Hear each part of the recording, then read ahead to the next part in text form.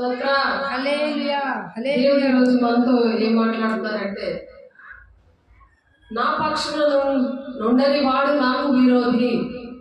ఏంటి? దేవుని పక్షంలో ఎవరైతే ఉండరో వాళ్ళు దేవునికి విరోధంగా ఉంటారన్నమాట. అంటే దేవునికి శత్రువు అయిపోతారు వాళ్ళు. దేవుడే మనిషికి శత్రువు అయిపోతే ఎలా ఉంటుంది?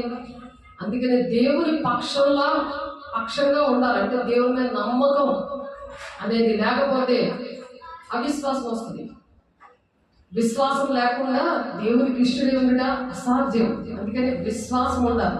ఎవరికైతే విశ్వాసం ఉందో వాళ్ళు దేవుని పక్షాన ఉంటారు. దేవుని మాట వింటారు. దేవుని మాట సేవకుల ద్వారా మాట్లాడతాడు. వాక్యము చూపించి మరి మాట్లాడతారు. ఆ వాక్యము దేవుడు మీకోసం తీసుకొచ్చారు ఈరోజు. నా పక్షంలో ఉండని వాడు నాకు విరోధి అని చెప్తాడు.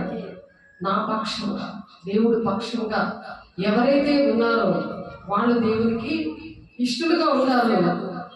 నాకు ఇష్టలుగా ఎవరైతే దేవునికి ఇష్టంగా ఉంటారో వాళ్ళు ఏది అడిగితే అది ఇస్తానంటున్నాడు దేవుడు. మొదటి యోహాను 3:21 అది ఉంటుంది. నా పక్షంగా ఉండని వాడు నాకు విరోధి అని దేవుడు చెప్తున్నారు. మత్తయి 12:30 ఉంది. అలాగా దేవునికి విరోధంగా ఉన్నప్పుడు వాళ్ళు దేవుడిని దూషిస్తారు, దేవుని మనుషులు దూషిస్తారు. పైకి మాత్రం బాగానే కనిపిస్తారు, కానీ నేను సన్నిధికి రాను అని మాట్లాడతారు. ఒకటే టోటల్గా నేను సన్నిధికి రాను అంటారంట. ప్రతి పాపానికి దూషణకి దూషణ మరి వారికి పాపక్షేమం ఉంటుంది, కానీ ఆత్మ విషయమైన దూషణకి పాపక్షేమం ఉండదు అన్నమాట. దేవుడు ఆత్మయ్య ఉన్నాడు కదా. దేవుడు మాట వినకపోతే విరోధం అయిపోవడమే కాదు, వారు ఒప్పుకున్నా సరే వారికి విడుదల రాదనమాట. ఆత్మ దూషణ అనమాట. అది పరిశుద్ధాత్మ దేవుడు దూషించడం, వాళ్ళకి పాపక్షేమం ఉండదు. కాబట్టి జాగ్రత్తగా వినాలి. జాగ్రత్తగా దేవుని మాటలు విని నేను వింటాను ప్రభాని దేవునితో మాట్లాడుకుంటూ దేవుని క్షమించమని అడగాలి. ఎవరిది పాపములు వాళ్ళే ఒప్పుకోవాలి, ఇంకొకరు ఒప్పుకోవడానికి కాదది. దేవునికి ఇష్టంగా ఉండి ఎవరైతే అలా ఒప్పుకుంటారో ఇంకొకసారి ఆత్మ దూషణ, దేవునికి మహిమకరంగా ఉండకుండా, దేవునికి ఆశీర్వాదకరంగా ఉండకుండా దేవునికి అవమానకరంగా ఉంటే దేవుని పక్షంగా లేనట్టే. కాబట్టి నా పక్షాన ఉండని వాడు నాకు విరోధి అని మాట్లాడుతున్నాడు. దేవుడు మనకు సరి చేయడానికి దేవుడు మన మధ్యలో ఉన్నాడు. కాబట్టి దేవుని ఆరాధిద్దాము. దేవుడు చేసిన మేలు విషయంలో దేవుని ఆరాధిద్దాం.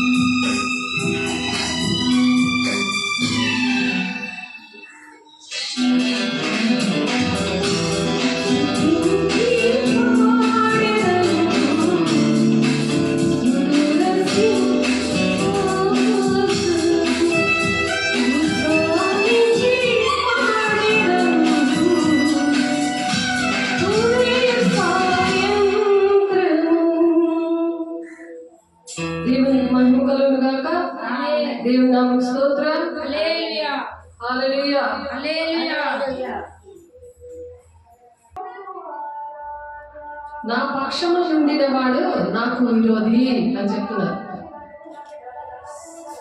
నా పక్షాన నుండిన వాడు, దేవుని పక్షాన ఎవరైతే ఉంటారో వాళ్ళు ఏంటవుతారు? దేవునికి విరోధం అయిపోతారు. ఎప్పుడైనా మనం ఆలోచించాలి, నేను ఎవరి పక్షాన ఉన్నాను? సాతాను పక్షాన ఉన్నానా, లేకపోతే దేవుడి పక్షాన ఉన్నానా? మన మాటల దగ్గర నుండి, మన క్రియల దగ్గర నుండి, దేవుని ఆజ్ఞను పాటించే విషయంలో దేవుని మాట అంటే ఏంటి? వాక్యం, సేవకుల మాట, వాక్యమే చెప్తారు. అలా నడిపిస్తున్నప్పుడు నడిచి నడిచి నడిచి కూడా జీవితాంతము కూడా అనేకమైన శ్రమలు అనుభవిస్తూ దేవుని రాజ్యానికి వెళ్ళాలట. ఎందుకంటే అనేకమైన శ్రమలు అనుభవిస్తూ దేవుని రాజ్యానికి వెళ్ళాలట. ఎందుకు అని అంటే దేవుని మార్గం, దేవుని రాజ్యానికి వెళ్ళే మార్గము ఇరుకైనది. చెప్పాలి, ఎక్కడ చూస్తాం?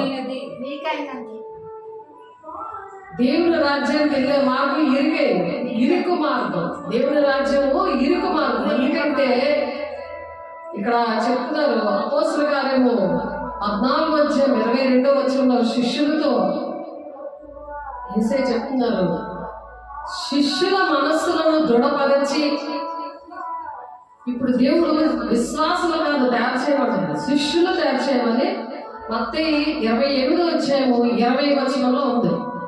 శిష్యులు తయారు చేయబడుతున్నారు. ఆ శిష్యులు మనసులను దృఢపరచడానికి యేసయ్య మాటలు చెప్తున్నారు. ఇప్పుడు మీరు శిష్యులా విశ్వాసులా? ఎవరు శిష్యులు?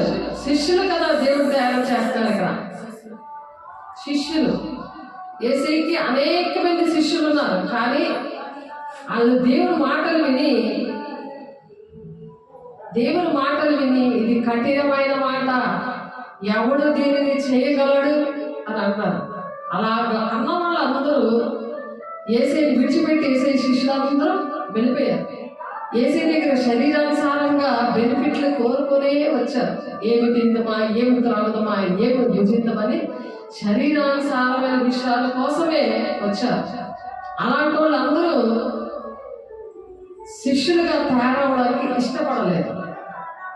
ఇది కఠినమైన మాట అని చెప్పారు. యోహాను 6:66 ఉన్నది. ఇంకెప్పుడు యేసయ్య దగ్గరికి రాలేదట వాళ్ళు.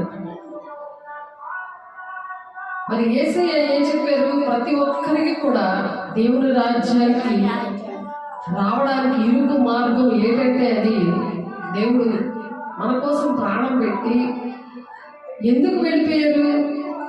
ఎందుకు వెళ్ళారు? ఆయన మనకి స్థలం సిద్ధపరచడానికి వెళ్ళాడు. నేను స్థలంలో మీరును ఉండులాగా మిమ్మల్ని మరలో వచ్చి నేను తీసుకెళ్తాను అన్నాడు. మన పాపముల కోసము, మన శాపమును భరించి ఆయన మనకు రావాల్సిన శిక్ష ఆయన భరించి శిలువ మీద చనిపోయాడు. ఆయన అందుకు చనిపోయాడు. ఇంకా ఆ తప్పులే చేస్తారా? నేను దేవుని ఇంటికి రాను అని అంటాం ఏంటి? అదే తప్పు. చిలకలాగా మాట్లాడి మళ్ళీ అదే మాట చెప్పడం ఏంటది? సైతాన మాటలు. అందుకనే కాబట్టి నేను మీతో చెప్పినదేమనగా, మనుషులచే ప్రతి పాపము దూషణ వారికి క్షమించబడదు, కానీ ఆత్మ విషయమైన దూషణ పాప క్షమాపణ లేదు. ఇప్పుడు ఎవరిని దూషిస్తున్నట్టు? ఆత్మని దూషిస్తున్నట్టు. నేను చిలకలాగా ఇక్కడ మాట్లాడి మళ్ళీ అదే తప్పు చేస్తే దానికి క్షమాపణ ఉంటుందా?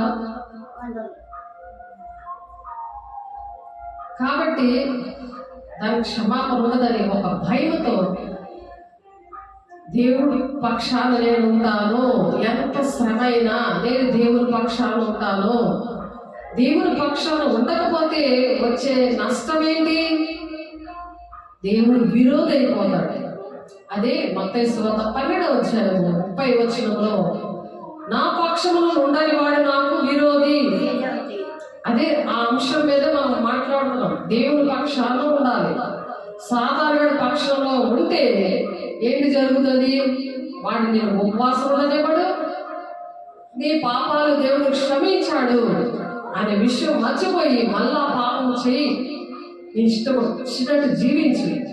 ఆకలేస్తుంది కదా తినే, 3 రోజులు ఉపవాసం ఒప్పుకున్నావు కానీ ఎవరి కోసం చేస్తావు నువ్వు? నీ పిల్లలు ఎలా ఉన్నారు, నీ భర్త ఎలా ఉన్నాడు, నీ సంఘం ఎలా ఉంది, నీ తల్లి ఎలా ఉంది, నీ తండ్రి ఎలా ఉన్నాడు? నీ దగ్గర ఏంటుంది? నువ్వు ఉపవాసం గారికి ఇలాంటి మాటలు చెప్తాడు, నువ్వు నడలేవు, నువ్వు నడుస్తున్నావు కదా, నీ కాళ్ళు నొప్పి వచ్చేస్తుంది, నువ్వు వెళ్ళకు.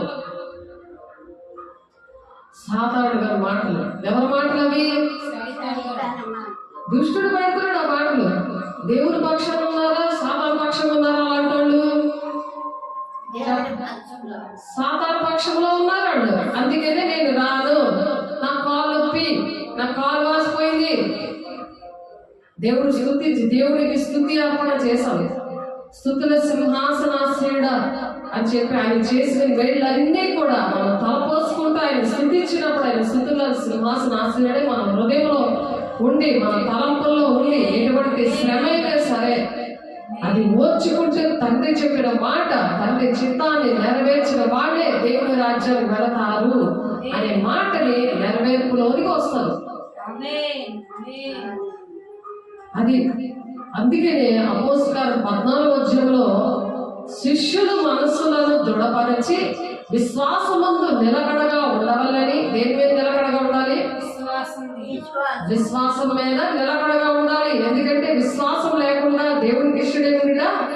అసాధ్యం. దేవునికి ఇష్టంగా ఉంటేనే ఆయన మనకేది కావాలంటే అది ఇస్తాడు.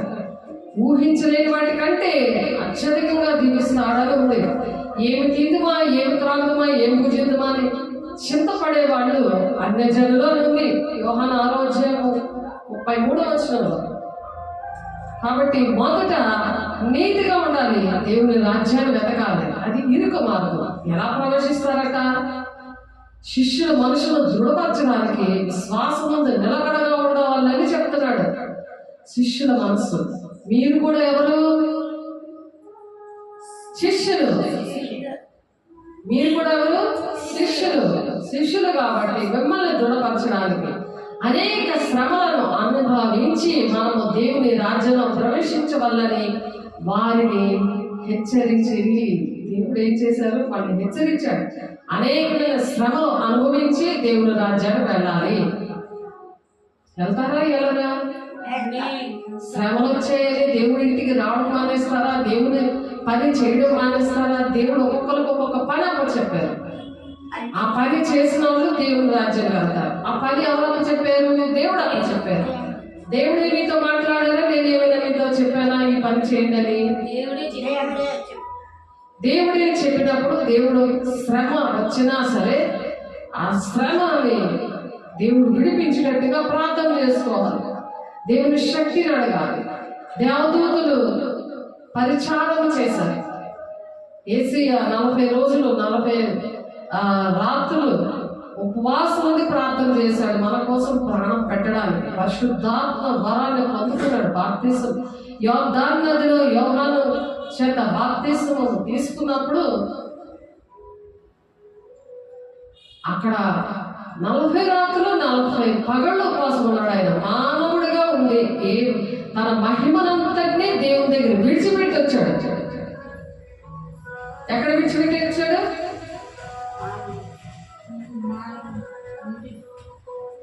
ఎక్కడ విడిచిపెట్టి వచ్చాడు? దేవుడు మహిమనంతటినీ దేవుడు విడిచిపెట్టి వచ్చాడు. ఆయన మహిమనంతటినీ విడిచిపెట్టి ఎలా వచ్చాడు? ఆయన మానవుడిగా, మనుష్య కుమారుడిగా వచ్చాడు. ఆయన ఎందుకు వచ్చాడు? మనల్ని రక్షించడానికి. మానవాళ్ళందరినీ మతము కులము ఏమి భేదము లేకుండా అందరినీ రక్షించడానికి మానవ రూపంలో మనుష్య కుమారుడిగా జన్మించాడు భూలోకంలో. ఆయన జన్మించి చాలా కాలమైంది. ఆది యందు వాక్యం ఉండేది అన్నది వాక్యం. ఆయన దేవుని యొద్దన్నాడు ఆయన.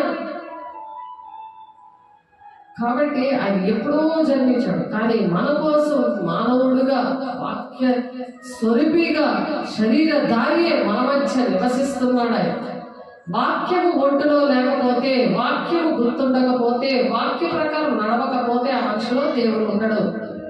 ఉండకపోతే అన్న దేవుని పక్షాన ఉండరు. అందుకే నా పక్షమున ఉండని వాడు నాకు విరోధి అంటున్నాడు. నాకు విరోధి. లోక స్నేహం చేస్తారని, లోకానుసారంగా సాతాను లోకంలో ఉన్నాడు కాబట్టి నాకు సాగిలపడి నమస్కరించు అని ఎత్తైన ప్లేస్కి తీసుకెళ్ళి నాకు సాగిలపడి నమస్కరించి లోకమంతా నీకు ఇచ్చేస్తున్నానని ఎందుకన్నాడు? లోకం దుష్టుడి ఉంది. దుష్టుడు లోకంలో ఉన్నాడు.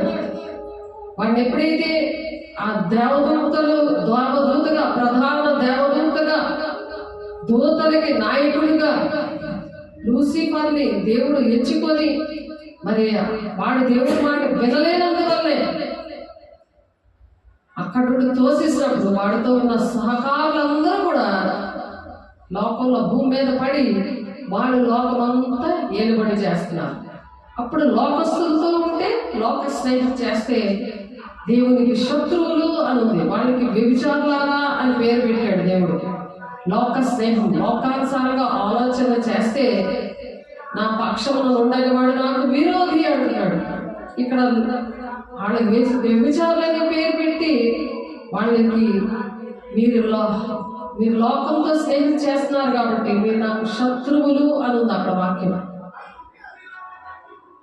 దేవుడు డబ్బులు ఇవ్వకపోయినా వాళ్ళు శాపగ్రస్తులు అని ఉంది. మలాకి 3:9 శాపం. విరోధైనప్పుడు శత్రువులుగా అయిపోతారు. శాపం అనేది ఏలుబడి చేస్తారు. కాబట్టి సింహం పిల్లలైన ఆకలి ఉంటారు కానీ నా బిడ్డలు ఆకలి పొందరని దేవుడు చెప్తుంటే దేవునికి ఇష్టంగా ఉండాలి, దేవునికి మహిమకరంగా ఉండాలి, దేవుని దృష్టికి దీవెనకరంగా ఉండాలి. వినాలి, దేవుని మాటలు వినాలి. వింటున్నప్పుడు దేవుని రాజ్యానికి వెళ్తాం. ఇది ఏంటి? విశాల మార్గం ఏంటి? లోక స్నేహం చేస్తున్న వాళ్ళకి విశాల మార్గం. ఆ విశాల మార్గం ఎవరిది? సాధారణది. దేవుడి ఏ మార్గం? ఇరుకు మార్గం. కొంతమంది ప్రవేశిస్తారు. ఇరుకు మార్గంలో కొంతమంది ప్రవేశిస్తారు. విశాల మార్గంలో బోడు మంది పరిగెత్తి వెళ్ళిపోవచ్చు. ఎందుకంటే సాతాను వాడు నాకు దక్కని సింహాసనం దేవునికి ఎందుకు, దేవుని పిల్లలకి ఎందుకు దక్కాలి? ఎందుకంటే నేను ఈ స్థలంలో మీరు ఉండలాగా మరల వచ్చి మిమ్మల్ని తీసుకొని వెళ్తాను అన్నాడు కదా. అమ్మో, దేవుడు వచ్చేస్తున్నాడు. ఇప్పుడు ఏ దినాల్లో ఉన్నాము? అంచె దినాల్లో ఉన్నాం. దేవుడు రాకడ దినాల్లో ఉన్నాం. ఆ రాకడ సూచనలు కూడా మనం చెప్పుకున్నాము, జరుగుతున్నాయి.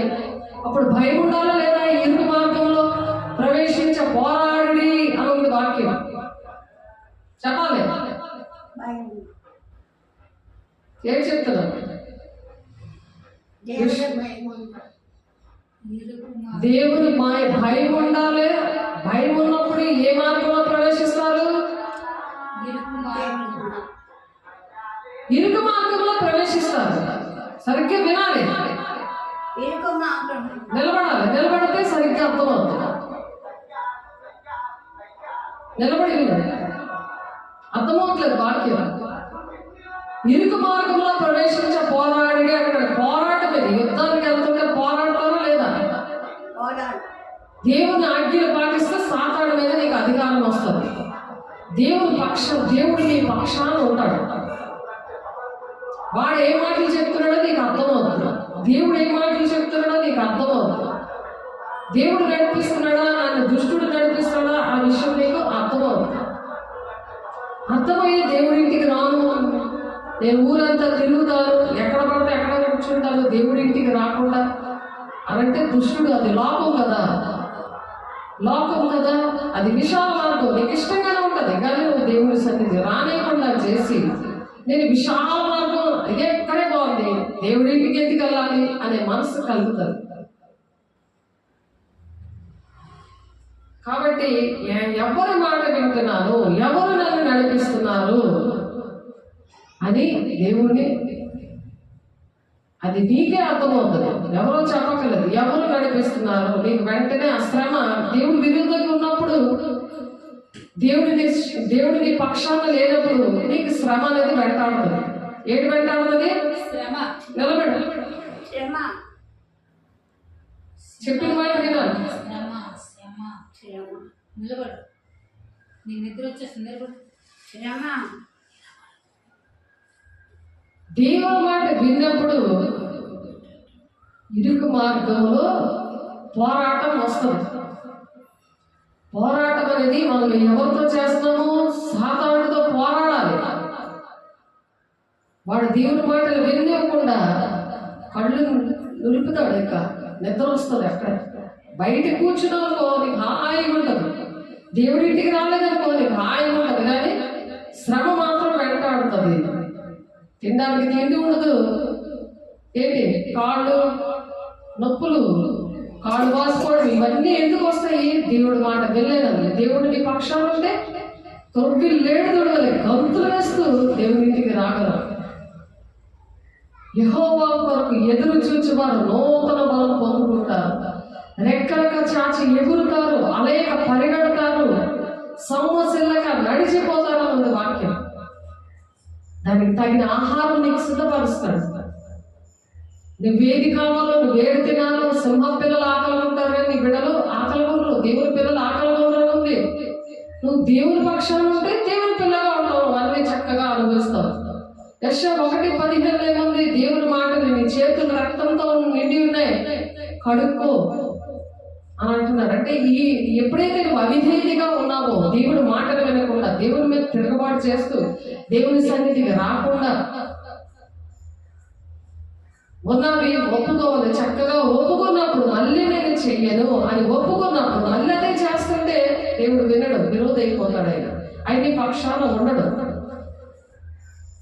కాబట్టి దేవుని పక్షంగా ఉండి దేవుడు పక్షంగా ఉన్నప్పుడు ఏం జరుగుతుంది? కొవ్వి లేడు దొడవలే గంతులు వేస్తూ నడుస్తాడు. యెహోవా యందు నువ్వు గురి నిలపాలి. నువ్వు నడలేవు, నువ్వు వెళ్ళలేవు. నువ్వు దేవుడి ఇంటికి రాకుండా అక్కడ కూర్చోకుండా ఇష్టం వచ్చిన కూర్చో, లోకంలో కూర్చో అనంటే దేవుడు ఆ రోజు దాన్ని ఎదిరించాడు. సాతానా నా వెనక్కి పో అని ఎదిరించాడు. యేసేనే అది ఈ లోకమంతా నీకు ఇచ్చేస్తావు, నాకు సాగిలి పడి నువ్వు నమస్కారం చేస్తే అన్నాడంటే, మరి యేసేనా అలాగంటే మరి నిన్ను అక్కడ నీ దగ్గరికి రాడా? నిన్ను నడిపించడా? నడిపిస్తాడు కదా. మరి ఎవరు నడిపిస్తున్నారో అర్థం చేసుకోవాలి. శ్రమ వస్తుందంటే నేను దేవుని మాట వినలేదు, నాకు శ్రమ కలిగింది. నిన్న చక్కగా నడిచి చక్కగా నేను దేవుని సన్నిధికి వచ్చి చక్కగా దేవుడు నన్ను బ్రతికించాడు, నడిపించాడు, పోషించాడు, నాకు బోల్డ్ డబ్బులు ఇచ్చాడు, బోల్డ్ ప్రేమలు ఇచ్చాడు, ప్రేమించే బిడ్డలు ఇచ్చాడు, అటువంటి సంఘాన్ని ఇచ్చాడు. వెంటనే క్షణంలో నాకు తగ్గుతుంది, నేను క్షణంలో నా ఊపిరి ఆడుతుంది, నేను చనిపోయి చాలాసార్లు బ్రతికాను అనే విషయాన్ని దేవుడు నీతో చెప్తుంటాడు. ఎప్పుడైతే దేవుడి పక్షాన ఉన్నాడో, ఎప్పుడైతే మర్చిపోయావో దేవుడు లేడు, దేవుడు నీ పక్షాన లేడు, సాతానుడి ఇష్టమైన పని చేస్తున్నావు, సాతానుడికి ఇష్టమైన మాట్లాడుతున్నావు. కాబట్టి సాతానుడి పక్షంగా ఉండి నిన్ను రానని చెప్పమంటున్నాడు. రాను, దేవుడి ఇంటికి రాకపోతే ఆ శ్రమ నేను భరించుకోలేకపోతే, నువ్వు చేసిన తప్పుకి శ్రమ అనేది ఖచ్చితంగా వస్తుంది. ఆ శ్రమల్ని అనుభవిస్తూ అనేక శ్రమలను అనుభవించి మనం దేవుని రాజ్యంలో ప్రవేశించవాలని శిష్యుల్ని హెచ్చరించాడు. శ్రమలు వస్తాయి, దేవుని మాట వినకపోతే శ్రమ వస్తుంది. అదే వెంటనే వింటే నీకు శ్రమ రాకుండా క్రొవ్వులు లేదు కదా, గొంతు వేసుకొని వస్తావు కదా. దేవుడు నా పక్షాన లేడు, దేవా నన్ను క్షమించేయాలి, పరుగులు తీసుకొని దేవుని సన్నిధికి వస్తే ఆ శ్రమ తొలగిపోతుంది. ఆ శ్రమల గుండా దేవుడు తీసుకు అనేకమైన శ్రమలను అనుభవించి మనం దేవుని రాజ్యంలో ప్రవేశించవాలని దేవుడు వారిని హెచ్చరించాడంటే ఆ శిష్యుల మాట వినలేనప్పుడు, అవిశ్వాసంగా ఉన్నప్పుడు, వాళ్ళు ఎప్పుడు కూడా సరిగ్గా భోజనం టైంకే వేసే ఎక్కడ ఉన్నారో ఎదిగేవారు. కానీ దేవుడు విషయాలన్నీ కూడా ఆయన చేస్తున్న అద్భుత కార్యాలు, మహత్కారాలు అన్నీ చేస్తుంటే చూడటమే కానీ చేసేవారిగా లేరు. ఎప్పుడైతే మేడగదిలో దేవుని ఆత్మను పొందుకున్నారో, అగ్ని జ్వాలల వంటి ఆత్మను ఎప్పుడైతే పొందుకున్నారో, అప్పటి నుండి వాళ్ళు శ్రమలు తట్టుకోవడానికి, దేవుని కోసం ప్రాణాలు అర్పించడానికి వాళ్ళు సిద్ధపడిపోయారు. ఎందుకంటే దేవుని రాజ్యం మనకి ముఖ్యం. యుగగాల దేవుని రాజ్యంలో మనం ఉండాలని దేవుడు ఆశపడుతున్నారు. శిష్యులుగా తయారైనప్పుడు శ్రమలు వస్తాయి. వెంటనే దేవుని దగ్గర మనము ఎందుకు దేవునికి అభ్యంతరకరంగా ఉన్నామేమో, అయ్యో దేవునికి విరోధంగా మనం ఉండకూడదు, దేవుడు నా పక్షాన ఉన్నాడు అని చెప్పి నీ అవయవాలు ఏదైనా నేను అభ్యంతరకరంగా ఉంటాయి, దాన్ని తీసి పారేయని చెప్తున్నాడు ఆయన. అలా తీసి పారేయకుండా మాట అంటే ఎంత మంచిది, ఆ స్థితి తెచ్చుకోకుండా మార్కు గారు రాస్తున్నారు ఇక్కడ. మార్కు 9:47 నీ కన్ను నిన్ను అభ్యంతర పరిచయంలా దాన్ని తీసి పారవేయవు. కన్ను తీసి పారేయమంటున్నాడు ఆయన. నీ కన్నుతో ఏటి చూస్తున్నావు, నీ చెవులతో ఏటి వింటున్నావు, నీ చేతులతో నువ్వే పని చేస్తున్నావు, అవి ఆలోచించాలి. దేవుడిచ్చిన అవయవాలు దేవుని పనికి వాడాలి. దేవుని స్వరము వినాలి, సాతానుడి స్వరము వినకూడదు. విని వాడికి ఇష్టం వచ్చినట్టు నడిచేవనుకో, దేవుడు నీ పక్షాన ఉండడు. కాబట్టి నీ కన్ను నిన్ను అభ్యంతరపరిచినట్లా దాన్ని తీసి పారవేయము. 2 కన్నులు కలిగి నరకములో పడవేయబడుట కంటే ఒంటి కన్ను గలవాడవే దేవుని రాజ్యంలో ప్రవేశించుట మేలు. ఆ కన్ను అభ్యంతరం పడుతూ ఉంటుంది. నువ్వు చూసి భర్త మీద తిరగబడుతున్నావు, నాకు అన్నీ కావాలి, అన్నీ తింటాను, నేను ఏ పని చెయ్యను, నాకు అన్ని కాళ్ళు దగ్గరే రావాలి అని అడుగుతున్నావు. కాబట్టి నీ కన్ను నేను అభ్యంతరపరిచిన ఎడల దాన్ని తీసి పారవేయము. 2 కన్నులు కలిగి నరకములో పడవేయబడిన కంటే ఒంటి కన్ను గలవాడవే. ఒంటి కన్ను, ఒక కన్నుతో నువ్వు దేవుని రాజ్యానికి వెళ్ళడం నీకు మేలు. ఆ కన్ను, ఆ నోరు అబద్ధాలు చెప్తుందని, కన్ను చూస్తుంది, నోరు అబద్ధాలు ఆడుతుంది, సాతాను స్వరం వింటుంది, దాని ప్రకారం నడుస్తుంది. అప్పుడు దేవుడు నీ పక్షాన ఉండడు. నరకంలో కాలుతో ఉండి దేవుడు ఆ సాతాను ఇష్టంగా ఉండి దాని పక్షంలో ఉండి నువ్వు నరకంలో కావడం మంచిదా? నీకేది అభ్యంతరంగా ఉందో దాన్ని తీసేయడం మంచిదా? అందుకని దేవుడు మాట వింటున్నప్పుడు నీకు ఏ శ్రమ రాదు, ఏది తీయక్కర్లేదు. మాట వినాలి కదా. దేవుడు ఏం మాట చెప్తున్నాడు అది మనం వినాలి కదా. మనం వింటే చక్కగా దేవుని రాజ్యంలో ఇరుగు మార్గమైన ప్రవేశించడం, పోరాటం తగ్గిపోతుంది. పోరాడక్కర్లేదు. దేవుని మాట విన్నప్పుడు దేవుని ఆశ్రయించాలి. ఏదైనా కష్టం వస్తే, దేవా నాకు కష్టం ఉంది, నాకు సహాయం చేయి. దేవదూతలు వస్తారట, పరిచారకులుగా యేసయ్య దగ్గరికి వచ్చారు. అప్పుడు సాతానుడు అలాగే శోధిస్తుంటే, సాతాను నా వెనక్కి వెళ్ళిపో అన్నాడు. పేతురులో కూడా దూరి తండ్రి చేత నెరవేర్చకుండా మాట్లాడుతుంటే సాతాను నా వెనక్కి వెళ్ళిపో అన్నాడు పేతుర్ని. కాబట్టి మనుషుల్లో సాతానుడు దూరుతాడు. ఎంత భక్తిగా ఉన్నా, ఎంత దేవుడు వెంబడిస్తున్నా, ఆ మనుషుల్లో దేవుడు కాదు దెయ్యం దూరిందని వివేచన వరం అంటారు. కృపావరాల్లో ఒక వరము. ఆ జ్ఞానం అడగాలి, పైనుండి వచ్చే జ్ఞానాన్ని దేవుడు అడగాలి. దేవా నీ జ్ఞానంతో నింపు, వివేచన వరముతో నన్ను నింపు, నాలో ఎవరున్నారు, నన్ను ఎవరు నడిపిస్తున్నారు అని ప్రతి క్షణము కూడా మనము చెక్ చేసుకోవాలి. అలా చెక్ చేసుకోవాలి. అలా చెక్ చేసుకున్నప్పుడు అనేకమైన శ్రమలు వచ్చినా సరే అలా దేవుడిని అడుక్కుంటూ, దేవుడు ఆ శక్తిని, బలాన్ని, నిన్న మరి 3 రోజులు ఉపవాసం ఉన్నప్పుడు ఆకలి వచ్చింది, ఆకలి వేసి దేవుడు వెంటనే ఆలోచించి చెప్పాడు, నీ మీద దృష్టి ఉంచుతున్నాడు. ఎందుకంటే దేవుని బిడ్డల్ని రక్షించాలి, దేవుని కోసం ప్రార్థన చేయాలి, నేను ఒక శిష్యురాలుగా ఉండాలి అని నువ్వు ఆశపడినప్పుడు దేవుడు వెంటనే పాలు తెచ్చుకో, వెళ్ళి ఆ బిస్కెట్లు పిసికేసి అది చక్కగా హార్లిక్స్ లా కలిపేసుకుని హార్లిక్స్ వెళ్ళగానే ఆ బలం వచ్చింది. దేవుని ఆత్మతో నింపబడి మళ్ళా ఆకలేసిన ఇప్పుడు వరకు, ఈ క్షణం వరకు ఉపవాసం ఉండడానికి ఆ తీర్మానం తృణీకరించకుండా, తృణీకరిస్తే ఏమవుతుంది? 80 కట్లచ్చే బంధిస్తున్నాడు. దేవుడి 107వ కీర్తన 10వ వచనంలో ఉంది. దేవుడికి తీర్మానం చేసేప్పుడు దేవుడు మన పక్షాన ఉంటాడు. మనం ఎటువంటి పరిస్థితి అయినా దేవుడు 40 రోజులు ఉపవాసం ఉన్నాడు, రాత్రి పగల్లో. మరి దేవుడి పిల్లలుగా 3 రోజులు మనం ఉపవాసం ఉండగలం కదా? అదేమీ తెలియదు. సాతాను ఏం చెప్పాడు? నువ్వు ఇగో రాళ్ళు రొట్టెలుగా నువ్వు చేసుకుని తినచ్చు కదా అని శోధించాడు. అలా మనల్ని కూడా శోధిస్తాడు. నువ్వు తిరుగుతున్నావు కదా ఊరంతా, అందుకని కాళ్ళు వచ్చింది, నువ్వు నిలబడకు, అలా పడుకో, కూర్చో, నువ్వు సన్నిధికి వెళ్ళకు అన్నాడు. బోధ చేస్తుంటే నీ మీద దృష్టి ఇచ్చి ఆలోచన చెప్తున్నాడు. అమ్మో సాతాన్ని రోమా 16 ప్రకారం దేవుడు మాటలకు లోబడి దుష్టుని ఎదిరించండి, మీ అందరినీ పారిపోతాడని రోమా 16:20 ఉంది. యాకోబు 4:7 ఉంది ఆ మాట. రోమ 16:20 సమాధానకర్త అయిన దేవుడు అంటే నీ పక్షాన ఉన్నాడు అన్నమాట. నీకు సమాధానం ఇస్తున్నాడు ఆయన, నీకు నెమ్మదిని ఇస్తున్నాడు, నీకు ఆకలేకుండా చేస్తున్నాడు, నీకు ఆలోచన చెప్తున్నాడు నీ మీద దృష్టించి. అప్పుడు సమాధానకర్త అయిన దేవుడు నీ కాళ్ళ కింద చెదగొడతాడు అన్నమాట. ఆయన చెదగొట్టుకొని నువ్వు నిలబడాలి శ్రమ వచ్చినప్పుడు. పౌలు గారు చెప్పారు, నేను క్రీస్తుని పోలు నడుస్తున్నాను, మీరు నన్ను పోలు నడవండి అనేసి.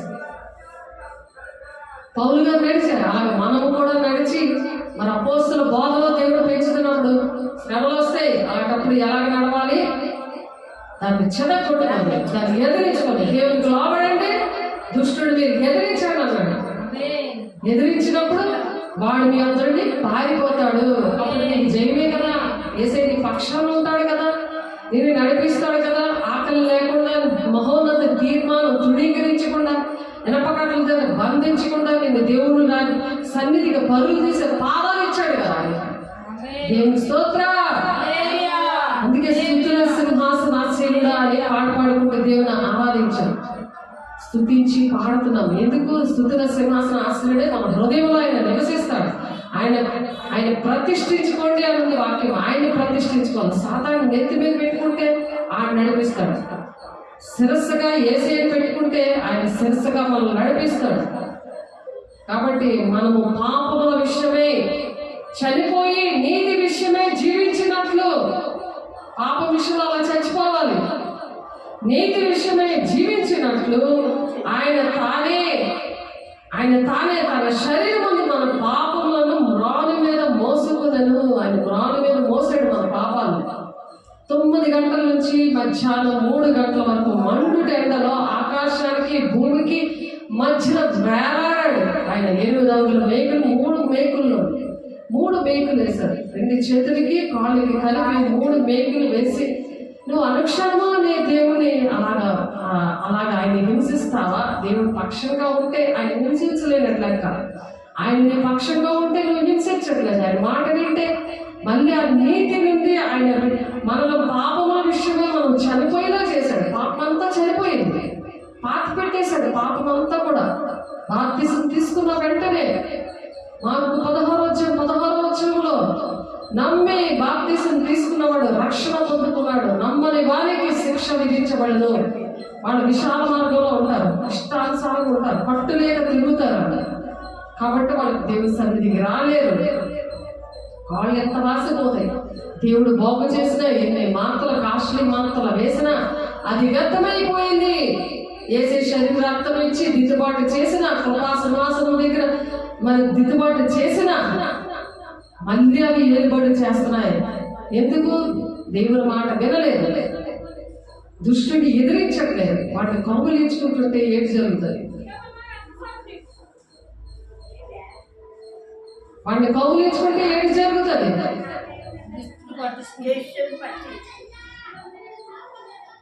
దేవుడు పక్షంగా ఉంటే మంచిదా? సాతాను నీ పక్షంగా ఉంటే మంచిదా?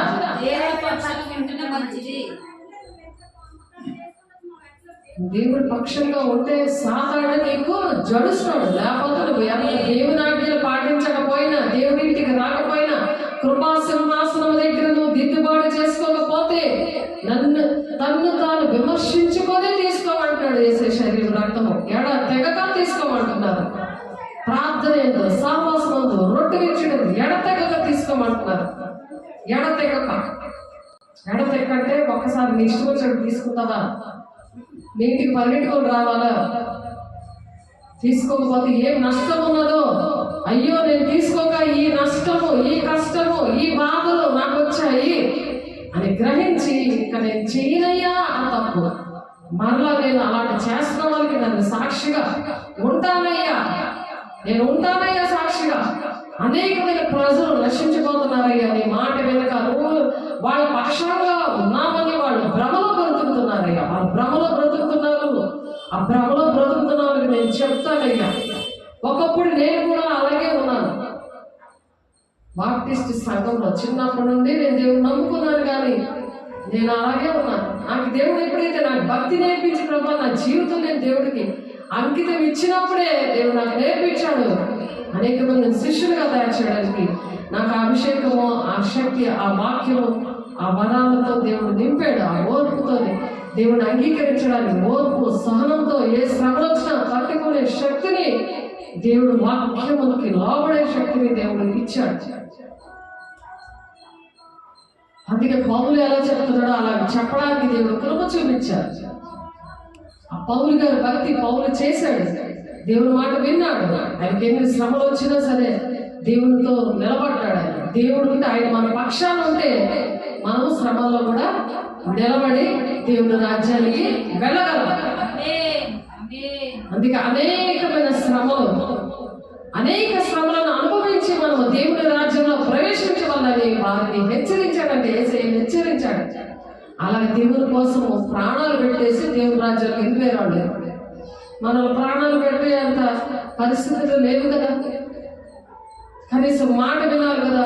దేవుడు అలాగే కంచె వేశాడు కదా, అలా మనల్ని కాపాడినందుకు మరి స్తుతించాలి కదా, ఆయన ఆరాధించాలి కదా, చేతులైతే ఆరాధించాలి కదా, మనస్ఫూర్తిగా ఆత్మతోనూ సత్యముతోనూ ఆరాధించాలి కదా. ఆయన్ని ఎలా ఆరాధిస్తారు? మనుషులు చెప్తే ఆరాధిస్తారా? మనుషులు కల్పించిన పద్ధతులు, దైవోపదేశాన్ని వ్యర్థమైన ఆరాధన చేస్తున్నారు. కూర్చొని ధ్యానించుకుంటున్నారట. కూర్చొని నిలబడకుండా కూర్చొని ధ్యానించుకోవడం ఆరాధన అంటే రెండు చేతుల పైకెత్తి దేవుని ఆరాధించాలి, దేవుని ఆరాధించాలి. స్తుతించి పాడేవాడు పాటలు పాడడం కాదు, దేవుని ఆరాధించాలి మనస్ఫూర్తిగా. మీ పెదవులు కనపరుస్తున్నాయి కానీ మీ హృదయం నాకు దూరంగా ఉంది, మీరు వ్యర్థమైన ఆరాధన చేస్తున్నారని మార్కు 7:7 చెప్తున్నారు. అనుక్షణము దేవుని ఆరాధించాలి. దేవా మేము ప్రాణంతో ఉన్నామంటే, నువ్వు మా పక్షాన ఉన్నామంటే ప్రభువు ఎన్ని కోట్లు ఇచ్చినా మేము రుణం తీర్చలేమయ్యా. మేము ఎన్ని కోట్లు మీకు ఇచ్చిన, ఏడాది నదులంత విస్తార తైలం మీకు ఇచ్చిన, నా ప్రథమ కుమారుడికి ఇచ్చిన నా రుణం తీర్చలేనయ్యా అని పాడాడు భక్తుడు. ఏడాది దూడలనా వేలాది పుట్టేళ్ళనా నీవు చేసిన ఉపకారములకు నేనేమి చెల్లింతును. జ్యేష్ఠ కుమారుణ్ణి కప్పించేసిన నేను రుణం తీర్చగలనయ్యా అని దావీదు భక్తుడు కన్నీరు పెట్టి ఏడుస్తుంటే పరువు తేలిపోయింది ఆయన చేసిన తప్పులు. మరి కన్నీరు వస్తుంది ఆ తప్పు చేస్తుంటే. దేవుని మాట వినకుండా అవిధేయత చూపించారు, దేవుడి మీద తిరగబడి దేవుని ఆజ్ఞను పాటించకుండా శాపగ్రస్తంగా దరిద్రము ఎందుకు వస్తుంది? క్షేమం దగ్గరికి వెళ్ళమని చెప్తున్నాడు దేవుడు. సామెతలు 6వ క్షేమల దగ్గరికి వెళ్ళమని చెప్తున్నాడు. క్షేమలు దాని ముసలితనం రాదు, క్షేమలకి ముసలితనం రాదు, క్షేమలకి తెలిసిందా? దాని ఆహారం అదే సంపాదించుకోండి. లైన్గా వెళ్తాయి క్షేమలు. లైన్ తప్పవు, అవి బొర్ర మీద ఎలా ఎత్తుకోని వెళ్ళిపోతాయి. ఆ దగ్గర చూసి నేర్చుకోండి అంటున్నాడు దేవుడు. చూడండి సామెతలు 6వ చీమల దగ్గర వెళ్ళండి అని చెప్తున్నాడు. చీమల దగ్గరికి వెళ్ళి మీరు నేర్చుకోండి అంటున్నాడు. చీమ ఎంత ఉంటుంది? నలిపికే చచ్చిపోద్ది కానీ అది చచ్చిపోదు, తెలిసిందా? ఎవరు బుద్ధి లేదా చీమలు నలిపేసుకొని చచ్చిపోతాయి కానీ సామెతలు చూడండి. మీకోసం చదువుతున్నాను సామెతలు 6వ సామెతలు 6వ ఉంది ఆ మాట. 6 నుండి 8 వచనాల్లోనే 6 నుంచి 8 వచనాలు సోమరిలా ముడుచుకొని పడుకుంటున్నాను. అందరినీ కాలు దగ్గరికి తేవాలి. సాధారణ మాటలు విని ఒళ్ళు అవ్వదు, కాలు చేయవదు, స్నానం చేయలేవు, తిండి తినలేవు, ఒక పని చేయలేవు, ఇల్లంతా పెంటలా పెట్టుకొని ఆ పెంటింట్లో కూర్చొని నేను రాను సాతానికి చెబుతుంటే ఆడి బోధ నీకు నచ్చుతుంది. బాధ రాగానే బోధ అర్థమవుతుంది. మళ్ళీ నీకు ఒక వంకర క్షమించేయాలన్నాడు. అలా నేను చేయనయ్యా, ఇంకా నీ రాజ్యానికి వస్తానయ్యా, అనేకమైన శ్రమలు భరించుకుంటే సన్నిధికి వస్తానయ్యా, ఎటువంటి బాధ వచ్చినా సాతాన్ని నా కాళ్ళ కింద చెడగొట్టుకొని నేను వస్తానయ్యా నిలబడాలి. నన్ను ఎవరు నడిపిస్తున్నారు అని చెక్ చేసుకోవాలి. దేవుని బిడ్డ సార్వత్రిక సంగమా, పెళ్లి కుమార్తె సంగమా, సిద్ధపడితేనే దేవుని రాజ్యం వస్తుంది. దేవుడు ఎవరైతే అలా ఉంటారో వాళ్ళ కోసం దేవుడు వస్తున్నాడు. ఆయన వచ్చినప్పుడు కూడా తెలియాలి, ఆ బోర శబ్దం వినబడాలి, ఆయన చూసే కళ్ళు కావాలి. ఎప్పుడైతే దేవుడు మాట వింటారో ఆ జ్ఞానేంద్రాలు ఇస్తాడు దేవుడు. దేవుడు చూసే కళ్ళు, ఆయన స్వరం వినగలిగే చెవులు ఇస్తాడు. దేవుడు బిడ్డ నేను ఎంతో ప్రేమిస్తే దేవుడి మాటలు చెప్తున్నారు. సోమరి చెవుల ఎద్దుకు వెళ్ళము, వాటి నడతలు కనిపెట్టి జ్ఞానము తెచ్చుకోనము. జ్ఞానం ఎక్కడ దొరికింది? క్షేమ దగ్గర ఉందంట. వాటికి న్యాయాధిపతి లేకున్నాను, పై విచారణకర్త లేకున్నాను, అధిపతి లేకున్నాను. అది వేసవి కాలం ముందు ఆహారం సిద్ధపరచుకును. వర్షంలో వెళ్తే ఎటువైతే మునిగిపోతాయి కదా, చచ్చిపోతాయి కదా. కాబట్టి వేసవి కాలానికి కావాల్సినంత ఆహారం సిద్ధపరచుకుంటాయి. నీకు దేవుడు పెన్షన్ ఇచ్చిన, జీతం ఇచ్చిన, అది మాత్రం 2 రోజులు టవా అంతే. నీకు జ్ఞానం ఉందా? చేయడం జ్ఞానం ఉందా? వేసవకాలం మళ్ళీ ఎప్పుడు వస్తుంది? ఆ వర్షాకాలం శీతాకాలంలోనూ అవి వర్షాకాలంలోనే తిరగడానికి వేసవకాలంలో సంపాదించేసుకుంటున్నాయి. అందుకే దేవుడు చెప్తున్నాడు, వాటికి న్యాయాధిపతి లేకున్నాను, పై విచారణకర్త లేకున్నాను, అధిపతి లేకున్నాను. నీకు రోజు చెప్తుంది, రోజు కాలాలు తెలిసిన పోరాటం చేయండి. దేవుని బిడ్డని, దేవుని శిష్యురాలి నేను. నన్ను దేవుడు బ్రతికించాడు, అనేకమైన శాపం నుండి, పాపం నుండి నన్ను విడిపించాడు. ఆ నీతి కోసమే మనం పాపముల విషయము చనిపోయాము. పాపం విషయం మనం చనిపోయాము. నీతి విషయం జీవించినట్లు ఆయన తానే తన శరీరం మన పాపములను మాను మీద ఆయన మోసుకొని వెళ్ళిపోయాడు మన పాపాలని. 1 పేతురు 2:24 ఉంది. 1 పేతురు 2:24 ఆ పాపం నుండి దేవుడు విడిపించినప్పుడు ఇంకా పాపముతోనే నడవకూడదు. ఎలా నడవాలి? పాపం విషయము చనిపోయాము కాబట్టి నీతిమంతులుగా జీవించాలి. యేసయ్య మన అస్తమాటికి బాహాటంగా అనుక్షణము సిలువ వేయకూడదు. సిలువ వేయకూడదు. ఆయన అనుక్షణం కూడా సిలువ వేయకూడదు. నువ్వు మాట వినకుండా దుష్టుడు మాట వింటుంటే ఆయన పరిశుద్ధుడు కదా, పరిశుద్ధుల దగ్గర ఆయన నివసిస్తాడు. అపవిత్రమైన మాటలు, అపవిత్రమైన పనులు, అపవిత్రమైన నీ శరీరము, ఆత్మ, దేహము ఉన్నదనుకో, దేవుడు నీలో నివసించడు, నీ పక్షాలను ఉండడు. ఆయన నీకు విరోధం అయిపోతున్నాడు అని జ్ఞాపకం చేసుకోవాలి. నీకు విరోధంగా ఉన్నాడు. దేవుడి ఇంట్లో పని చేస్తున్నావా? దేవుడు ఇల్లు పాడు చేస్తున్నావా?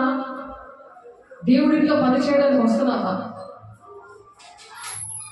దేవుడు పరిచారకులుగా, దేవుని మాట విన్న వాళ్ళని నమ్మకస్తులకి దేవుడు పరిచారకులుగా ఎంచుకుంటాడట. నమ్మకస్తులు కావాలి దేవుడికి. నువ్వు హాయ్ బాయ్ అన్నట్టుగా కాదు, నీ ఇష్టం వచ్చాడు వచ్చి, నువ్వు ఇష్టం వచ్చాడు రానని వెడపాలంగా నువ్వు గర్విష్ఠులాగా నువ్వు మాట్లాడుతుంటే అహంకారం గల దృష్టి, అహంకారమైన మాటలు అవి దేవుడివి కాదు. దెయ్యము మాట్లాడే మాటలు అవి. నీ గర్వము, అహంకారము అవి ఎందుకు వస్తున్నాయి? నీ కాళ్ళ దగ్గర అన్నీ రావాలి. నువ్వు ఏ పని చేసుకోలేకపోతున్నావు, ఏ పని చెయ్యకపోతే ఆహారము తినకూడదు అన్నది వాక్యం. నువ్వు పని చేయకపోతే నీకు ఆహారం తినే అర్హత లేదు అని చెప్తున్నాడు దేవుడు. సింహం పిల్లలు ఆకలి ఉంటారంట, కానీ నా బిడ్డలు ఆకలి మొదలు అంటున్నాడు. మరి నువ్వు దేవుడిని పక్షం లేకపోతే నువ్వు ఆకలి ఉంటావు. నువ్వు అన్నం తినకూడదు, తినే అర్హత లేదు. అందుకే క్షేమం దగ్గరికి వెళ్ళమంటున్నాడు. క్షేమం దగ్గరికి వెళ్ళమంటున్నాడు. వాటికి న్యాయాధిపతి లేకున్నాను, పై విచారణకర్త లేకున్నాను, అధిపతి లేకున్నాను. అవి వేసవి కాలములో ఆహారం సిద్ధపరచుకొను. వినాలి, నిర్లక్ష్యం సాతానుడి పనులవి. నీతో దేవుడు సూటిగా మాట్లాడుతున్నాడు, వినాలి. వాటికి న్యాయాధిపతి లేడు. ఇక్కడ దేవుడు సేవకుల నుండి నేను నడిపిస్తుంటే నీకు ఏలాపలం ఉందా? వెరుతనం ఉందా? నశించిపోతున్న వారికి వెరుతనం ఉంటాయి దేవుడు మాటలు. మొదటి దశలోనిక పత్రిక 3వ అధ్యాయంలో ఉంది 10-11 వచనాల్లో ఆహారంలో తినకూడదు. నువ్వు చేసుకుంటావు. దేవుడు ఎన్ని డబ్బులు ఇచ్చాడో, ఎంతమంది నిన్ను ప్రేమించారో, నీ ఇంటికి ఎన్నిసార్లు తిరిగారో, ఎన్నిసార్లు నీకు డబ్బులు తిండి అన్నీ నీ కాళ్ళ దగ్గర తీసుకొచ్చారో, ఏసే శరీరం రక్తం కూడా నీ ఇంటికి తీసుకొచ్చారో అవి అర్థం చేసుకోవాలి. నీ ఎందుకు ఆకలిగా ఉంటున్నావు? ఎందుకు నీ దగ్గర దేవుడు డబ్బులు ఉండట్లేదు? శాపగ్రస్తురాల్లాగా, శత్రువులాగా, దేవుడు విరోధిగా ఎందుకు ఉంటున్నావో దేవుడు బిడ్డ నేర్చుకోవడానికి ఇష్టపడు. దేవుని రాజ్యం ఇరుకు మార్గం. దేవుడు మాట వింటే రారాజు బిడ్డలుగా, రా కుమార్తెలాగా ఉంటారు. దేవుడు బాహాటంగా సిలివేయకు అని చెప్తున్నారు. ఆయన నీతిమంతులుగా చేశాడు. మనల్ని పాపం విషయంలో మనల్ని నీతిమంతు ఆయనే సిలువ వేయబడ్డాడు. ఆయన మన కోసం చనిపోయాడు. ఎన్నిసార్లు చెప్పుతావు దేవుణ్ణి? అందుకే నీ పక్షం లేడు అని మాట్లాడుతున్నారు ప్రియ సంగమా. 2 పేతురు 2:24 వచనంలో ఉంది, మనము పాపం విషయమై చనిపోయాము. మళ్ళీ ఆ పాపం చేయడానికి నీవు సాతానుడు నీతో చేయిస్తున్నాడు. అది దేవుడు చేయమని చెప్పలేదు. అందుకే దేవుడి పక్షాలు లేడు.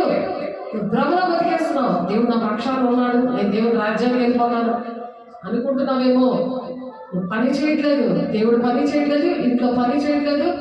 ఏ పని చేయకుండా తిని పడుకోవడానికి దేవుడికి ఇష్టంగా లేకుండా సాతానుడి అండర్లో ఉన్నావు. అది గుర్తుపెట్టుకో. అందుకే నిర్లక్ష్యంగా ఉంటున్నావు. మరియు మేము మీ అర్థం ఉన్నప్పుడు ఎవడైనా పని చేయనొల్లని ఎడల వాడు భోజనం చేయకూడదని మీకు ఆజ్ఞాపించదు కదా. పని చేయకపోతే వాడు భోజనం చేయకూడదు. అది దేవుని ఆజ్ఞ. మీలో కొందరు ఏ పని చేయక పరుల జోలికి పోవచ్చు.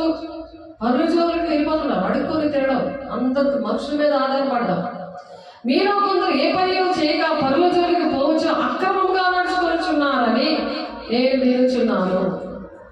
దేవుడు వింటున్నాడు. నువ్వు అక్రమంగా తింటున్నావు.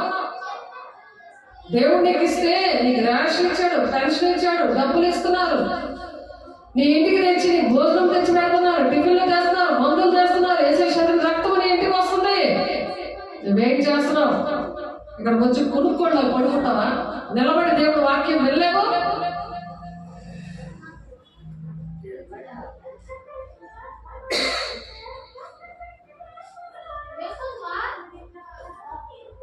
దుష్టుని ఎదిరించాలి. దేవుని మాటకు లోపడి దుష్టుని ఎదిరిస్తే నువ్వు నిలబడగలవు. దుష్టుడు ఏం చెప్తున్నాడు? నువ్వు నిలబడకు, నువ్వు వెనకు, నువ్వు దిక్కులు చూసుకొనుండు, ఇష్టం వచ్చినట్టుండు అని చెప్తున్నాడు. అందుకు నిద్ర వస్తుంది. నిర్లక్ష్యం ఉంటే ఎవరికి నష్టం? ఎవరు అస్తమాటికి మీ ఇంటికి వస్తారు? అస్తమాటికి ఎవరు నీకు టిఫిన్లు తెచ్చి పెడతారు, నీకు మందులు తెచ్చి పెడతారు? పని చేయాలి. దేవుడు పని చేయాలి. దేవుడు పని చేయడానికి అటువంటి దేవాన్ని సన్నిధికి పరుగులు తీసే పాపాలు ఇవ్వండి అయ్యా. ప్రతి పాపం ఒప్పుకొని విడిచిపెట్టాలి. తప్పు చేయొచ్చు, కానీ దాన్ని సరి చేసుకోమంటున్నాడు దేవుడు. అందుకే ఏసే శరీర రక్తము తీసుకోమంటున్నాడు. ఆయన మరణాన్ని ప్రచురం చేస్తారు. నన్ను జ్ఞాపకం చేసుకుంటే దీన్ని చేయుడి అంటున్నాడు. ఎందుకు జ్ఞాపకం చేసుకోమంటున్నాడు ఆయన? ఆయన నీ పాపముల కోసం చనిపోతే వాళ్ళ విషయం మర్చిపోయి మళ్ళీ పాపం చేస్తున్నావు, మళ్ళీ చేస్తున్నావు. 2 పేతురు 2:24 చెప్తున్నాడు కదా, మనము పాపముల విషయమే చనిపోయి నీతి విషయమే జీవించినట్లు నీతిగా నువ్వు జీవించాలని దేవుడు నీ కోసం, నా కోసం, మానవాళి రక్షణ కోసం మతము కులం భేదం లేకుండా ఆయన ప్రాణం పెట్టాడు. ఆ విషయం నువ్వు చెప్పాలని ఏసే శరీరం రక్తం ఇస్తున్నాడు. నువ్వు చెప్తున్నావా? నువ్వే వినట్లేదు, మరి నువ్వెలా చెప్తావు? దేవుని మాట ఎలా చెప్తావు? దేవుడు నీ కోసం నా కోసం చనిపోయాడమ్మా. దేవునికి అవమానం తెచ్చాడు. మనం ఉండకూడదు. ఇది ఇరుక మార్గం. దేవుని దగ్గర క్షమించమని చెప్పి, దేవా నీ మరణాన్ని ప్రచురం చేయడానికే నీ శరీరం రక్తం నేను తీసుకుంటున్నాను, నేను రాను, నేను తీసుకోను అని సాతానుడు చెప్తున్నాడు. అయ్యా నేను విన్నానయ్యా వాడి మాటలు, వాడి పక్షాన నేను ఉన్నానయ్యా, అందుకే నువ్వు నా పక్షాన లేవయ్యా, అందుకే నేను సాతాను మీద నాకు అధికారం లేదయ్యా, నాకు అధికారం ఇవ్వండి అయ్యా, నేను ఇంకెప్పుడు ఆ మాటలు అన్నయ్యా.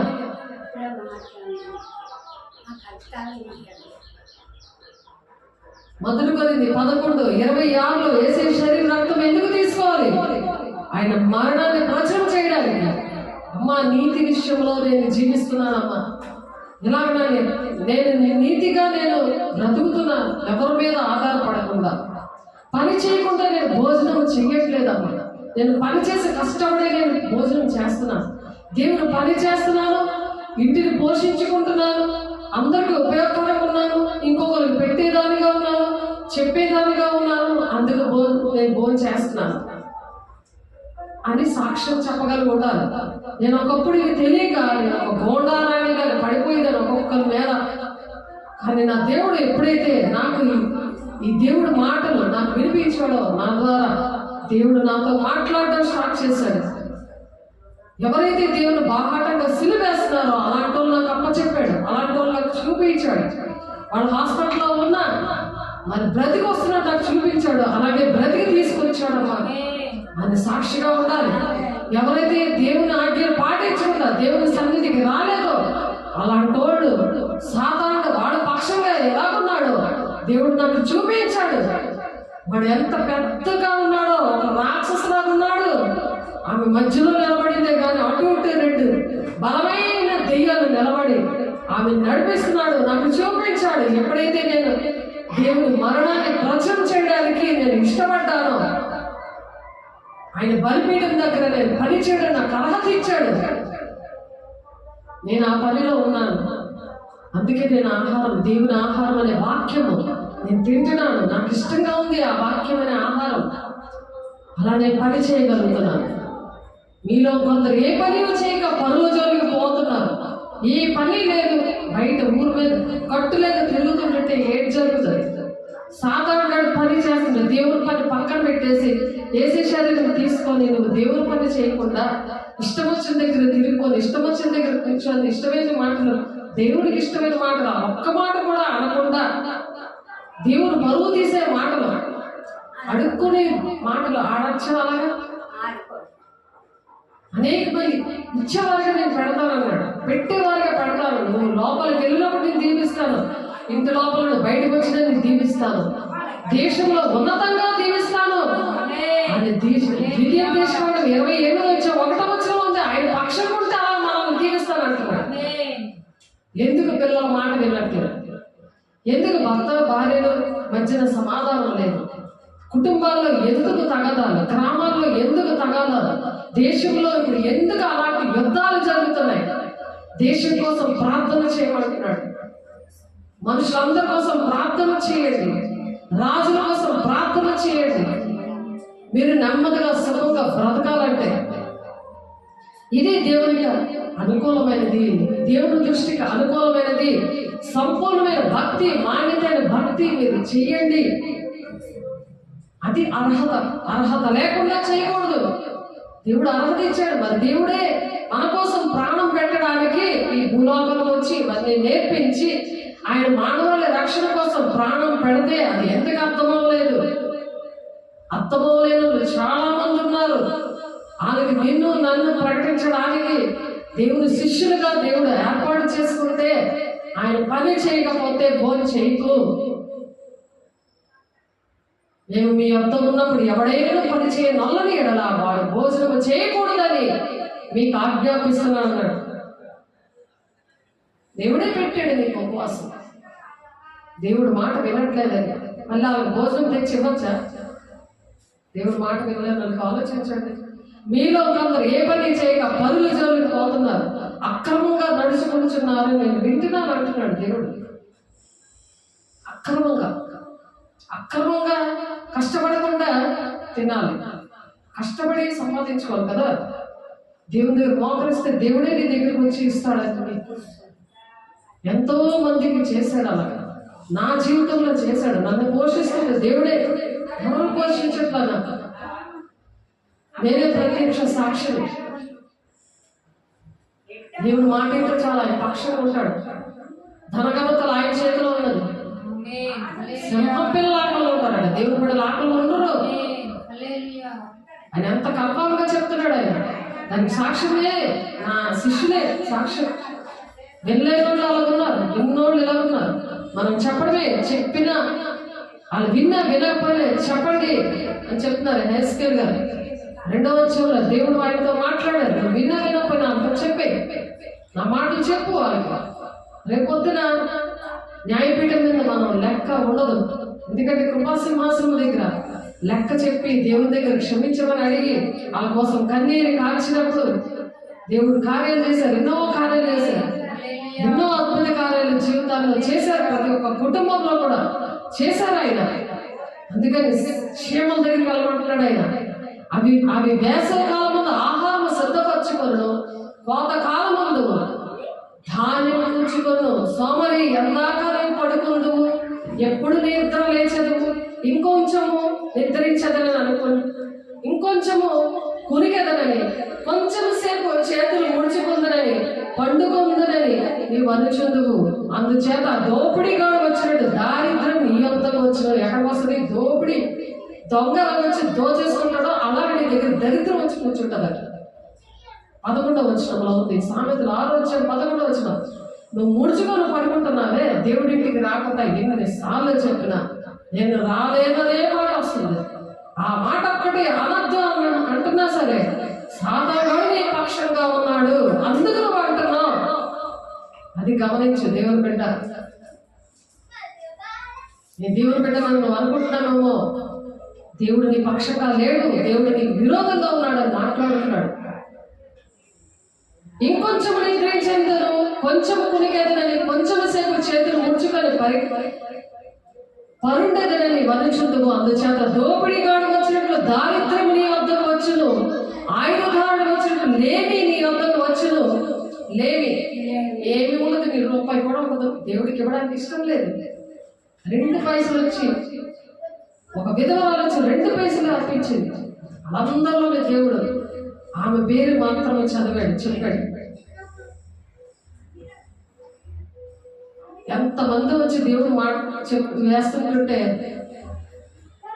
వాళ్ళ మాటలు చెప్పలేదు. ఎన్ని డబ్బులు వేసినా, ఎందుకంటే ఆమె కలిగింది అంతా ఇచ్చేసింది. ఆ 2 పైసలే ఉంది ఆవిడ దగ్గరికి, ఇంకా లేవు డబ్బులు. ఎందుకంటే ఆవిడకి విశ్వాసం, నా దేవుడు నన్ను పోషిస్తాడు. ఆ విధవరాలకు విశ్వాసం, నా దేవుడు నన్ను పోషిస్తాడు. ఆ విశ్వాసం లేకుండా దేవుడికి ఇష్టడే కూడా అసాధ్యం. దేవుడు ఇష్టపడే కదా ఆవిడ పేరుని చెప్పాడు, విధవరాల పేరుని. మరి ఎందుకు దేవుడు డబ్బులు ఇవ్వలేకపోతున్నావు? దరిద్రం ఎలా వస్తుంది నీకు? దేవుడు నీ పక్షాలు ఉంటే నీ దరిద్రం ఎందుకు పడుతుంది? దేవుని బిడ్డ ఆలోచించు. ప్రియ సంగమా, సార్వత్రిక సంగమా, సిద్ధపడ్డావా దేవుని మాటలు వినకుండా? దేవుడి పక్షాలు ఉంటే ఇరుకు మార్గంలో పోరాడతావు. ఇరుకు మార్గంలో ప్రయాసంగా పోరాడమంటాడు. అలా పోరాడినప్పుడు దేవుని రాజ్యానికి మనం వెళ్తామంట. అపోస్తలుల 14:22 ఉంది ఆ మాట. కాబట్టి చీమ దగ్గరికి వెళ్ళి నేర్చుకోమంటున్నాడు. ఇంకొంచెం నిద్రించేదను, కొంచెం కునికెదను, కొంచెం చేతులు ముడుచుకొని పరుండెదనని నీ వనుచుందువు. అందుచేత దోపిడిగాడు వచ్చినట్లు దారిద్ర్యం నీ వద్దకు వచ్చును, ఆయుధదారుడు వచ్చినట్లు లేమి నీ వద్దకు వచ్చును. కాబట్టి అలా ఉండనయ్యా, నేను అలా పడుకోనయ్యా, వేకువజామునే లెగుస్తానయ్యా, నన్ను లేపండి నాయన, నీతో నేను మాట్లాడుకుంటానయ్యా అని ప్రతిరోజు 3 గంటలకి లేపమని అడిగితే దేవుడు 3 గంటలు లేపుతారు. అక్కడ మీరు దేవుడు నీతో మాట్లాడతారు. కాసేపు దేవుడితో మాట్లాడుకొని మళ్ళీ పడుకుంటారు, దేవుడు మళ్ళీ మాట్లాడతారు. దేవుని సాక్షిగా ఉండి అనేకమైన బిడ్డల్ని సాక్ష్యం ద్వారా అనేకమైన బిడ్డల్ని రక్షించాలని దేవుడు ఆశపడుతున్నాడు. అప్పుడు నీ పక్షాన ఉంటాడు దేవుడు. సాతానుగాడు నీ పక్షాన అక్కడ ఉన్నాడు. సాతానుగాడి మీద అధికారం నీకు వస్తుంది. దేవునికి లోబడే మనసు వస్తుంది. నేను ప్రాణం పోయినా సరే దేవుని మాట వింటాను, దేవుడు ఏది చెప్తే అది వింటాను అని మాట గట్టిగా దేవుని మాటలు మనసులో హృదయంలో ముద్రించుకోమని చెప్తున్నారు. మనం అలా ముద్రించుకున్నప్పుడే దేవుడి రాజ్యాన్ని కలగాలి.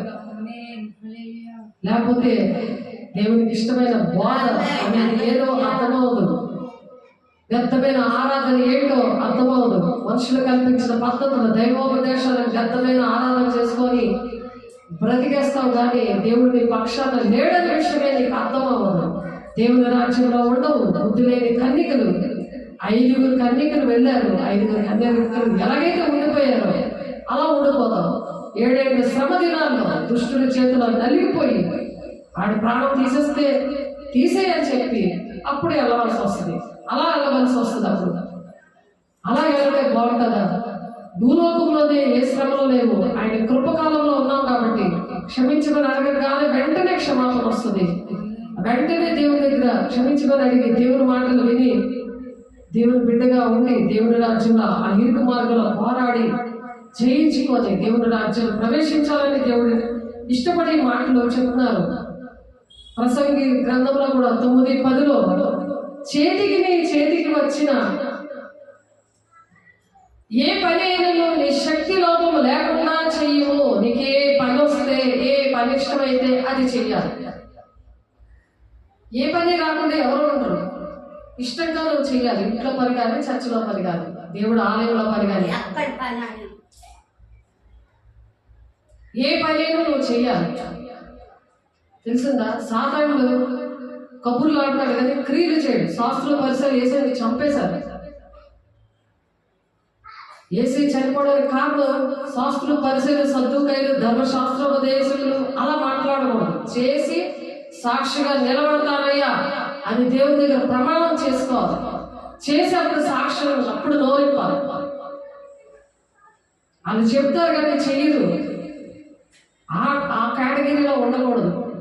దేవా నేను చేస్తానయ్యా, నేను చెప్తున్నాను కదా నేను చేస్తానని ఏ పనైనా, చర్చి పని కానీ, నా ఇంట్లో పని కానీ, ఎవరికి భారం లేకుండా నేను చేస్తానయ్యా. నీవు పాతాళంలో పని అయినను, అపాయమైనను, తెలివి అయినను, జ్ఞానమైనను లేదు.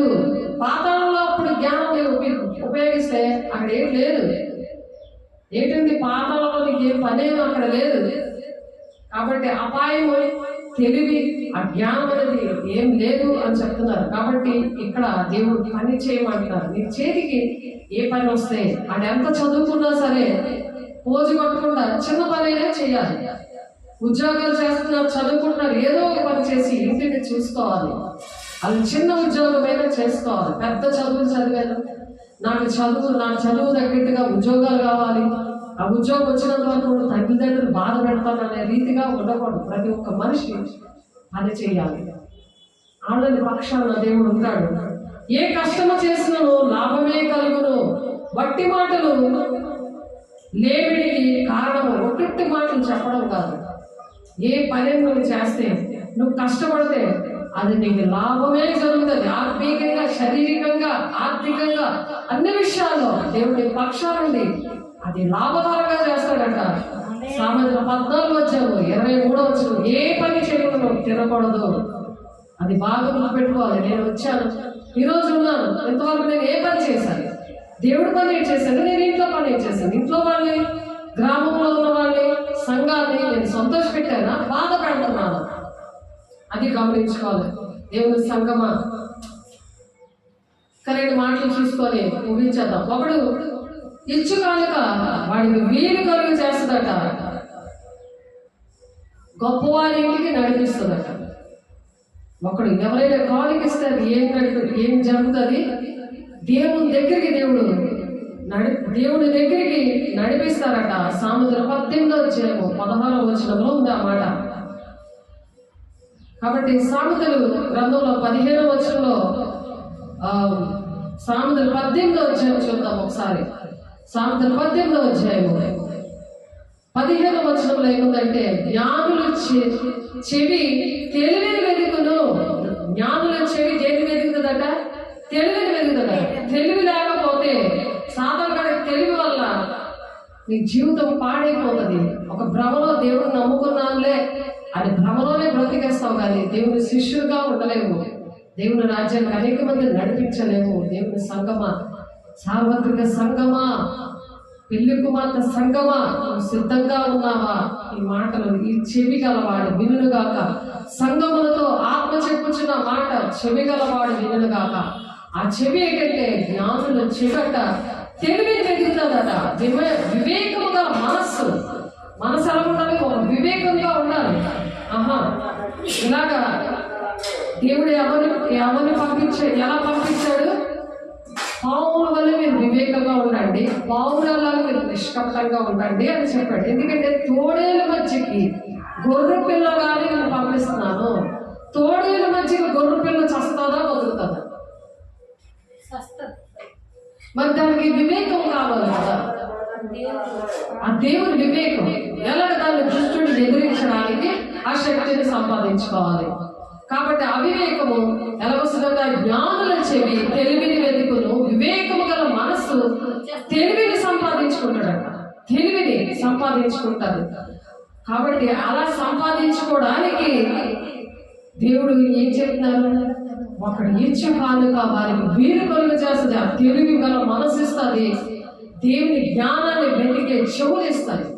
దేవుని ఆజ్ఞలని ఒకడు ఇచ్చి కానుక ఒకడు వీలు కలుగు చేస్తుంది. ప్రతి విషయంలో నీకు వీలు కలుగుతుంది. ఎటు భయంకరమైన పరిస్థితుల్లో ఎవరు నిన్ను వెనకాతలు వెంటాడుతున్నా, నిన్ను సాతాను తరుముతున్నా ఆయన చెదగొట్టుకొని పరిగెడతావు. ఆయన చెదగొట్టుకొని పరిగెడతావు. ఆ శ్రమల గుండా నిన్ను దేవుడు తీసుకుని నిన్ను ఒక సువర్ణంగా మారుస్తాడు. జీవకీరితంతో అలంకరిస్తాడు. 1000 ఏళ్ల పరిపాలనలో దేవుని రాజ్యాన్ని దేవునితో పాటు ఏర్పాటు చేయడానికి, ఆయన కుడిపార్శ్వాలు కూర్చుండబెట్టుకోవడానికి దేవుడు సహాయం చేస్తానని దేవుడు మాట్లాడుతున్నాడు. దేవుడు ప్రియ బిడ్డ, క్షయమైన ఆహారం కొరకు కష్టపడకండి అని చెప్తున్నాడు దేవుడు. అందుకే క్షయమైన ఆహారం అంటే ఈ రోజు తింటాం, రేపు అది ఉండదు. క్షయమైన ఆహారం కోసం కష్టపడద్దు. కష్టపడకుడు కానీ నిత్య జీవము కలుగజేయ అక్షయమైన ఆహారము కొరకే కష్టపడి. అది నిత్య ఈ వాక్యము దేవుడి మాటలు ఎక్కడ నడిపిస్తాయి? ఈ వాక్యం అనే ఆహారం ఎక్కడ నడిపిస్తుంది? జీవాహారం నేనే అంటున్నాడు ఆయన. ఆ జీవాహారమే దేవుడి మాటలు. జీవజల నదులు వాళ్ళలో ప్రవహింప చేస్తాడు. ఎటువంటి పరిస్థితులైనా ఓర్చుకుంటారు, వాక్యాన్ని ఓర్పుతో అంగీకరిస్తారు. కాబట్టి యోహాను సువార్త 6:27 వచనంలో క్షయమైన ఆహారం కొరకు కష్టపడకూడదు కానీ, క్షయమైన ఆహారం కోసం కష్టపడకూడదు కానీ అంటున్నారు. క్షయమైన ఆహారం అంటే రోజు మనం తినడానికి పరిగెడుతుంటాం కదా, తరుముతూ ఉంటాడు సాతాను. అన్ని జనులు అలా చింత పెట్టుకుంటారట. ఏమి తిందుమా, ఏమి తాగుదుమా, ఏమి గుంజుద్దుమా, ఇదే చింత ఉంటుంది. కాబట్టి ఆ క్షయమైన ఆహారం కొరకు కష్టపడకూడదు కానీ నిత్య జీవము కలుగజేయు అక్షయమైన ఆహారం కొరకే కష్టపడి మనుష్య కుమారుడు దానిని ఇచ్చును. అది మనుష్య కుమారుడు దాన్ని మీకు ఇచ్చును. మనుష్య కుమారుడు ఏంటి ఇస్తున్నాడు? అక్షయమైన ఆహారము ఇస్తాడు అనమాట. క్షయమైన ఆహారము కూడా ఇస్తాడు. ఎందుకంటే దేవుడు మాట విన్నప్పుడు ప్రతిదీ కూడా దేవుడు ఇస్తాడు. ఎందుకు? తండ్రి అయిన దేవుడు ముద్ర వేసి ఉన్నాడు. దేవుడు ఒక మనిషి మీద ముద్ర వేశాడంటే అలా నువ్వు నిలబడతావు అనమాట. ఏ విషయానికైనా నిలబడి ఆ తొందరపాటికి సాధారణ తరుగుతుంటే అక్షయమైన ఆహారము కోసమే కష్టపడతావు. దేవుని మాటలు వినడానికే కష్టపడతావు. ఆ మాటలు విని దాన్ని హృదయంలో భద్రపరచుకొని సాతాన్ని ఎదిరించుకుంటూ దేవుని రాజ్యానికి ఆ ఇరుగు మార్గంలో పోరాడండి.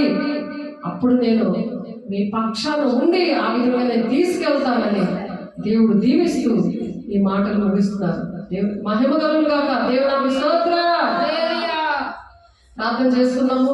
పరిశుద్ధ ప్రేమ గల దేవ, పరిశుద్ధుడా నాయన, అయ్యా మమ్మల్ని బలపరిచి స్థిరపరిచి మాతో నాయన అయ్యా మేము నాయన ఈ లోకంలో ప్రభు ఏ విధంగా జీవించాలో మీ పక్షంగా మేము లేకపోతే ప్రభు అక్షయమైన ఆహారము మేము తినకపోతే ఈ వాక్యమైన జీవాహారాన్ని మేము తినకపోతే జీవజల బొగ్గులనైనా మా ఒంటిలో నుంచి ఉపకారంగా వేస్తున్నాము అవి నాయన మమ్మల్ని నడిపించాలి ప్రభు. అయ్యా నా తండ్రి దివారాత్రులు ధ్యానించబడి ధన్యుడు అని చెప్తున్నాము. నీటి కాలంలో ఎవరైనా నాటబడినదే ఆకువాడగా తన కాలంలో భావించే చెట్టుగా ఉంటారు. అనేక మందికి మేము దీవెనకరంగా ఉండడానికి మా దేశాన్ని కాపాడండి అయ్యా, మా గ్రామ ప్రజలు మీరు కాపాడుతున్నందుకు అనేక మంది ప్రభు నాయన నీ పక్షాన లేకుండా నశించిపోతున్న వారిని రక్షించడానికి మీరు ప్రాణం పెట్టారని గ్రహించే హృదయాల వారిని దయచేయండి. నీ శిష్యులుగా తయారు చేసుకోండి అయ్యా. మన అప్పచెప్పిన బిడ్డలు ఆత్మీయ బిడ్డలందరినీ అట్టుగా మీరు దీవించుతున్నందుకు అనేకమైన బిడ్డలు కీర్తన 2:8 ప్రకారం యెషయా 2:2-3 ప్రకారం మమ్మల్ని దీవిస్తున్నందుకు ఆశీర్వదిస్తున్నందుకు మీకే కోట్లాది వందనాలు చెల్లిస్తూ ఆటంకపరుస్తున్న దురాత్మ శక్తులారా యేసు నామములో లయమైపోవుగా నజరేయుడైన ఈ శక్తి గల నామములో ఈ ప్రేమ గల నామములో ప్రభు అయ్యా మీరే అధ్యక్షత వహించి మాతో మీరు మాట్లాడినందుకు మీకే కోట్లాది వందనాలు స్తోత్రాలు చెల్లిస్తూ యేసే పరిశుద్ధ నామములో బ్రతిమలాడి వేడుకుంటున్నాం తండ్రి. ఆమేన్. తండ్రి యొక్క దీవెన, కుమారుని యొక్క కృప, పరిశుద్ధాత్మిక నిత్య సహవాసం సకల పరిశుద్ధులకి మరి నీకు లోబడి నీ మాటలకు లోబడి నీ పక్షాలు ఉండడానికి ఇష్టపడిన ప్రతి ఒక్క బిడ్డకి సదాకాలము తోడేంటి నడిపించను కాక. ఆమేన్. God bless you. దేవునికి కొట్టడానికి వందనాలు. ప్రైజ్ లార్డ్ అమ్మా, ప్రైజ్ లార్డ్.